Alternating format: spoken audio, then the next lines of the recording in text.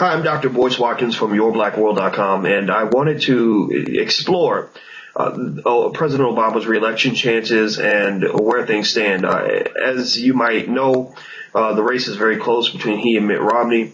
Various things have occurred in the last few weeks. For example, the president has announced his support for gay marriage, which sparked up some of his base, but alienated some other parts of his base.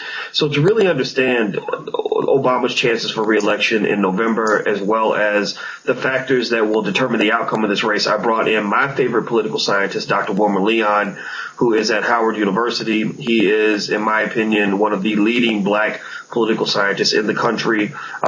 He also hosts a show on Saturdays called Inside the Issues with Wilmer Leon. And first of all, I want to ask, Brother Leon, how are you today? I am well, thank you. And yourself? I'm doing very well, and I want you to give me the time of your show on Saturday.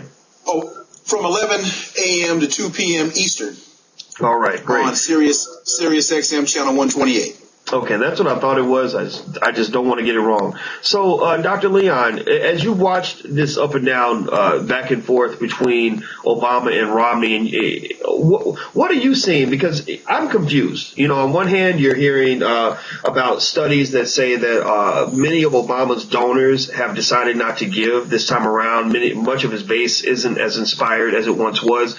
But on the other hand, you see that Obama has really outdone Romney so far on the fundraising side of things, and that Obama, and a lot of people consider Obama to be a little bit of maybe a shoo-in for the election. So what's going on, and where do you see the race as it stands right now?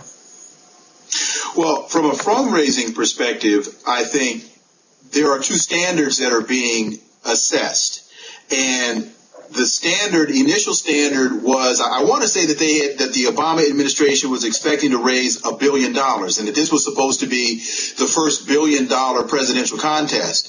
And I haven't looked at the figures lately, but to your point, they're not on track to hit that number. So that's where I think their disappointment in terms of fundraising stems from. But when you compare him to Romney, which is a different standard, then you see that he, up to this point, is outraising Romney.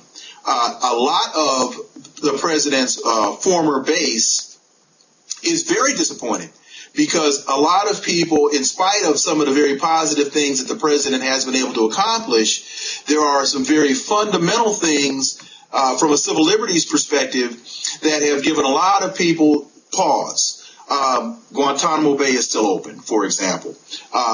This now discussion coming from Attorney General Eric Holder that the president has the authority to assassinate American citizens anywhere in the world, and he doesn't have to go through any legal process in order to make that determination. That flies in the face of, I think it's the Fifth Amendment. But the president now, I mean, this is even when the president campaigned against George Bush's illegal wiretapping and waterboarding, assassinating citizens is a whole lot worse than wiretapping and waterboarding. And it also, when the president signed the 2012 Defense Authorization Act, allowing for American citizens to be detained indefinitely. These are all the kind of civil liberty encroachments that make people ask, well, you know, who is this guy? So that's why, those are some of the reasons why a lot of his base is scratching their heads saying, you know, what happened? Where's the guy we voted for? So what do you think happened? You know, Dr. Leon, you've taught a class on the presidency, so you, out of all people, would be, I think, far more aware than most of us of what the expectations and limitations are of the president. You know, what we can, accurately and realistically ask him to do versus what goes, into the realm of being unrealistic.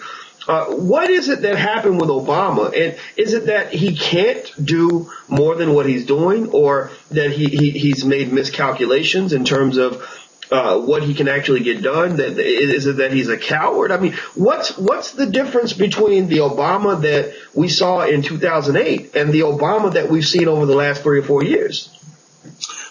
That's a very complex question, and I think that there are a number of different answers. First, from the perspective of the African American community, we made the mistake, many of us in the community made the mistake and still make the mistake of viewing him as an African American president. He is not an African American president. He's a president who happens to be African American. And there's a big difference between the two. You have to look at this I think, in the context of, as president, he is a functionary of the United States government. And so, as such, there are certain agendas that America is going to want to put forth that no matter who is president, it's going to take a very, very strong-willed individual with incredible understanding of the ability to navigate and negotiate Congress in order to do some of the things that we in the community would want to see happen. The second thing is, I have really come to believe that a lot of the politics that Senator Barack Obama ran on are not the politics of Barack Obama. And so this transparent government, I'm looking at what he's done as it relates again to the 2012 Defense Authorization Act and his thought about being able to assassinate American citizens anywhere with these drone attacks and those kinds of things. That's not transparent government. I don't see that being consistent with the guy that ran for president, which only tells me that the guy that ran for president wasn't the guy that we voted for. Oh, wow. So I mean, I hate to say it, but that's what a lot of these politics are telling me. And then another thing is, I believe the president is being ill-advised, which is not to say that the people that are advising. Let me say this.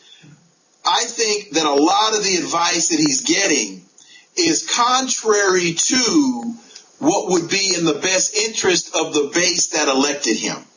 And that because of the incalcitrant Congress, they don't believe that they would be able to pass a lot of the legislation that they ran on, and they choose to compromise instead of fight.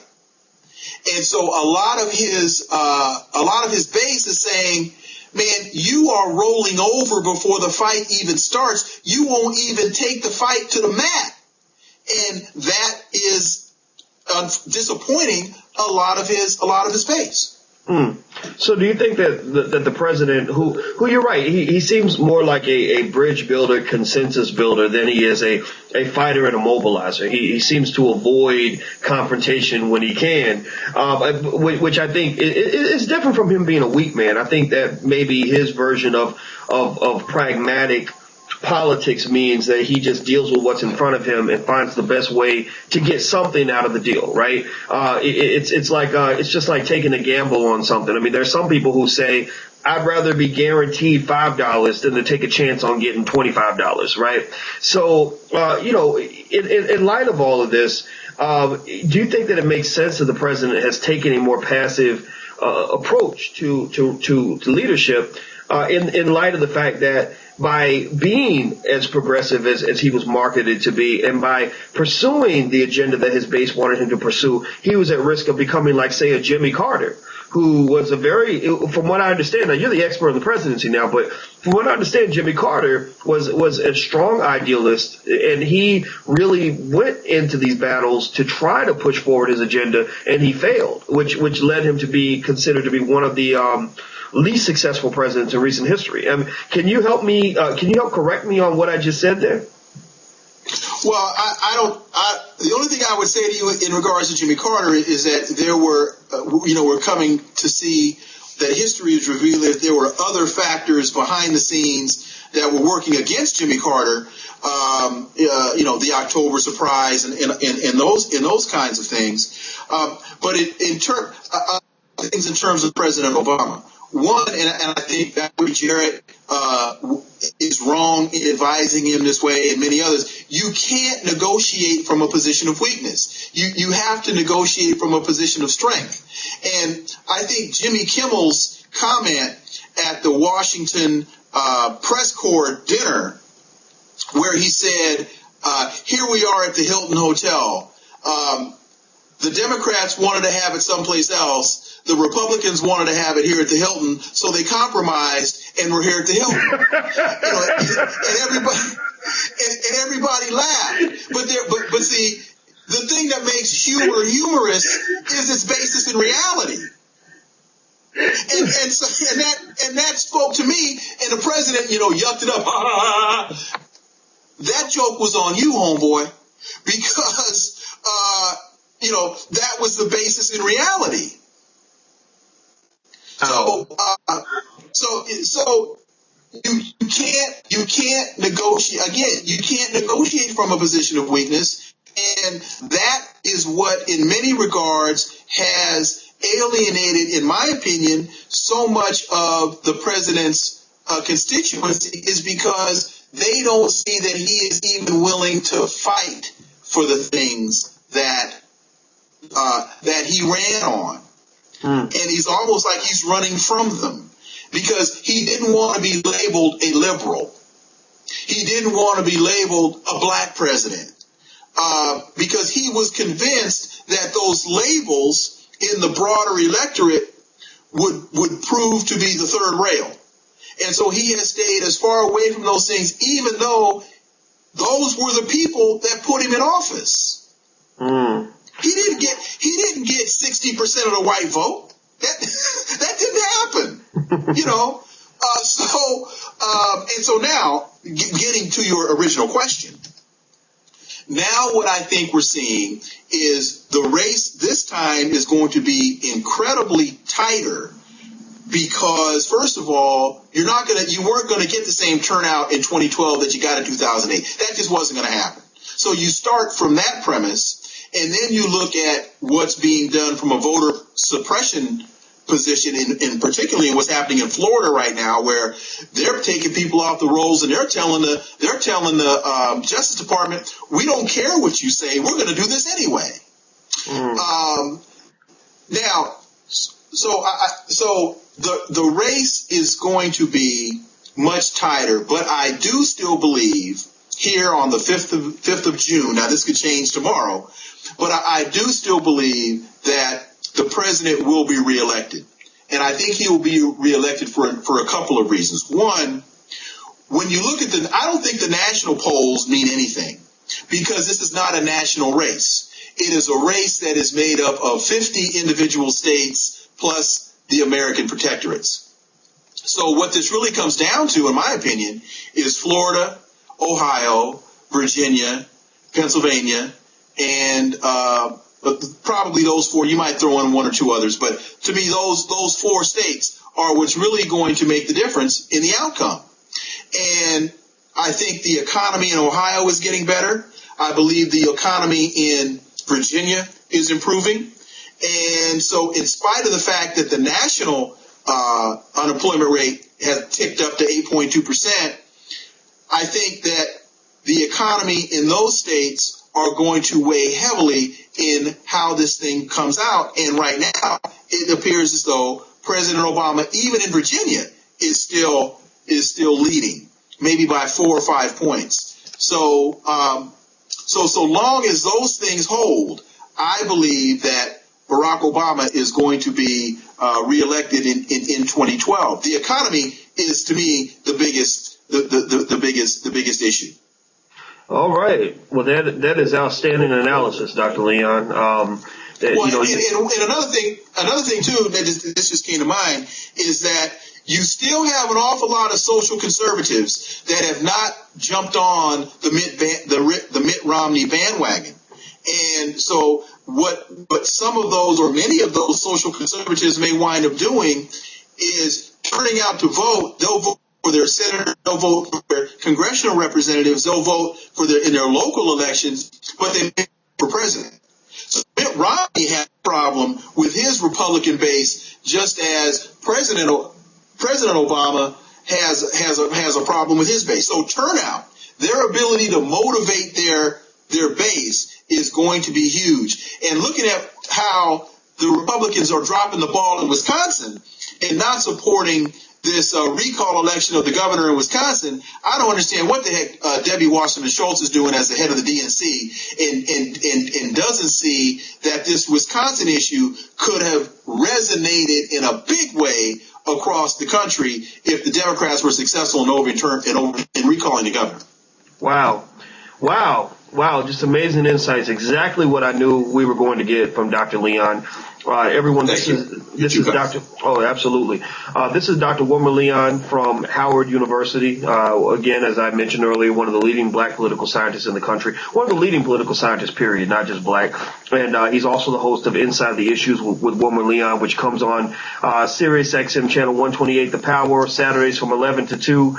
11 a.m. to 2 p.m. Eastern. Is that right? Did I get it right? That's it. All right. Finally, it only took me 100 times. Go to my Facebook fan page, Dr. Leon's Prescription, Dr. Leon's Prescription at Facebook.com. All right, and I'm going to promote Dr. Leon's Facebook page on my Facebook page. So my friends should be his friends, because this brother, I've been rolling with this brother for years, and he's committed to what he's doing, and he's also a brilliant scholar. So thank you very much, Dr. Leon. I truly appreciate your time. You got it.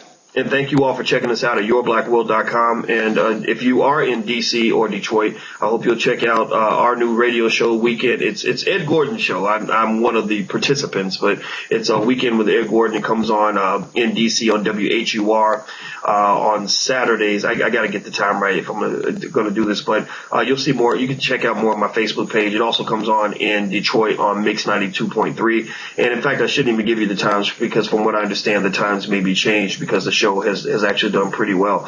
And until we meet again, please stay strong, be blessed, and be educated. We are gone. Peace.